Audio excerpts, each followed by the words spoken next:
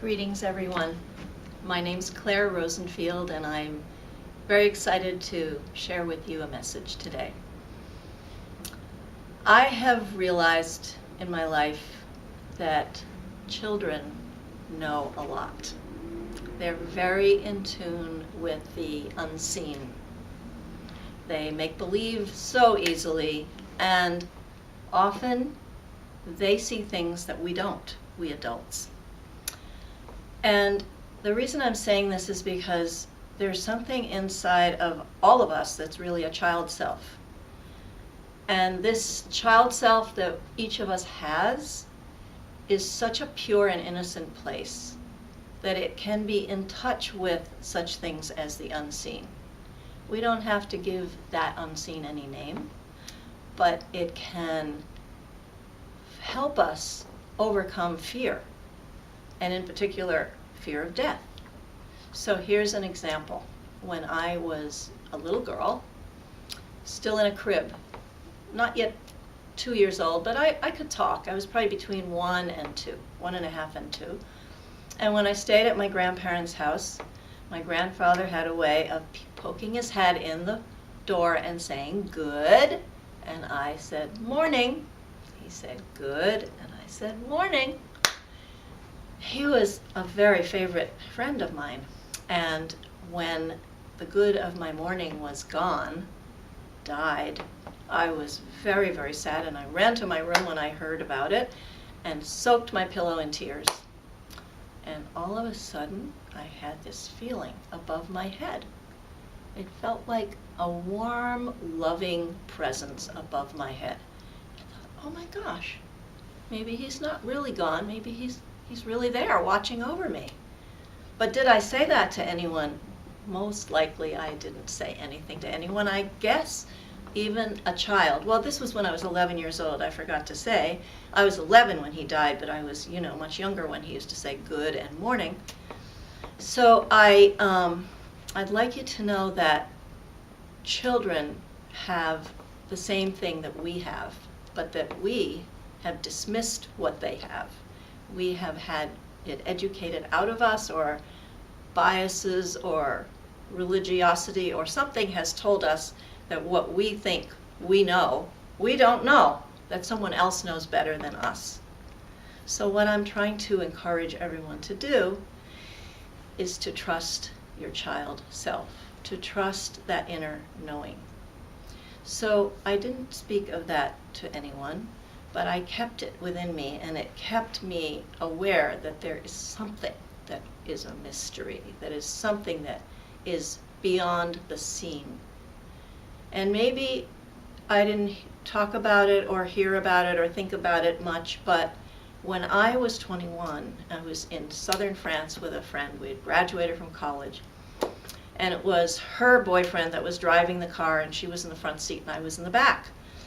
And all I know is I was looking at this rock wall and thinking, why isn't he turning the car? And all of a sudden, bang, he went straight into the wall. The car turned on its side, and it was as if totaled. Now, all I remember before that was nobody on the road, not a soul. But as soon as that happened, as if materializing out of thin air, as if angels came to rescue us, there were people who came and pulled us out of the sunroof, stuck lemons in our mouth so we wouldn't faint, put us in the back of a truck, and drove us to a hospital. To this day, I still think some angelic beings were there. Now, whether or not that's true, something was watching over us. Something was there to help us. So that much I can say for sure. So fast forward again, I'm married, and we have been living overseas. First in Nigeria, and then in Thailand. Now in Thailand, I got exposed to Buddhism. And because I already had the seeker in me, I was interested in studying as much as I could, and I had a teacher who was the abbot of a monastery. So because I was already interested from that childhood experience of my grandfather till the time of that accident, I was interested in the whole subject of death and dying. And I asked him, I said, I was curious about it, but I was also scared of dying. What is it, of death? Oh, he said, no need to fear the death, no such thing. What? But of course, just hearing that from him, that couldn't convince me. What was going to convince me? I studied many, many teachings. I studied Buddhism and came back. I was sitting with Quakers to be in silence. I studied Jainism, and at the top of a mountain, I studied with a Jain teacher, and a group of us went to the top of a mountain in India, and we took a vow. A vow I took was to be a soothing, healing presence in the world. And I think that vow helped me see that soothing, healing presence could be the link to how to face death.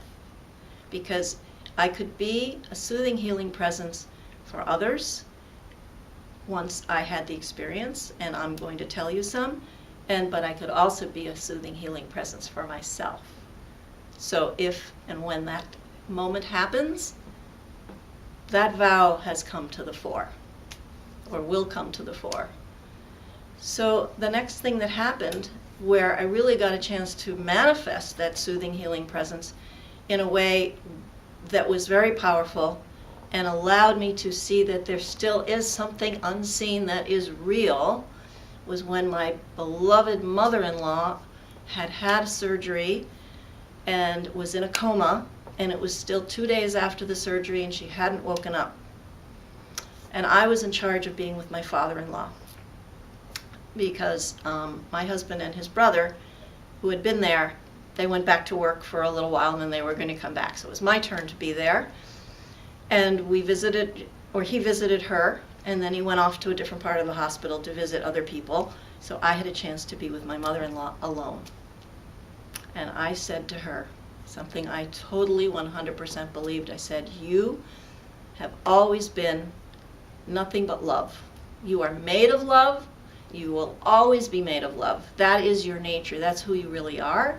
And now you have a choice. You can stay and recover as best you can, or you can leave. It is your choice. But you will always be love. And I told her how much I loved her. And when my father-in-law came back, we left, had lunch. I took him on an errand, came back an hour and a half later. The doctors met us in the corridor. They said, well, we tried everything. My father-in-law said, what are you saying? She's gone. So she left. She took that choice. But what I'm about to tell you is the most significant thing of all. We asked to go down to the room, and the doctors discouraged us. You see how the grown-ups, so-called, are still trying to keep you away from what's real. We both wanted to go down to the room, but not only go down to the room, but I hardly got to the room. I was halfway to the room when there was this feeling that enveloped us. It was like molten, melting, golden, warm, liquid love. I don't know how to describe it, but it was so exquisite that it was like, oh my God, that's her liberated self. She is really made of love, just what I told her. But I am not the only one who felt that.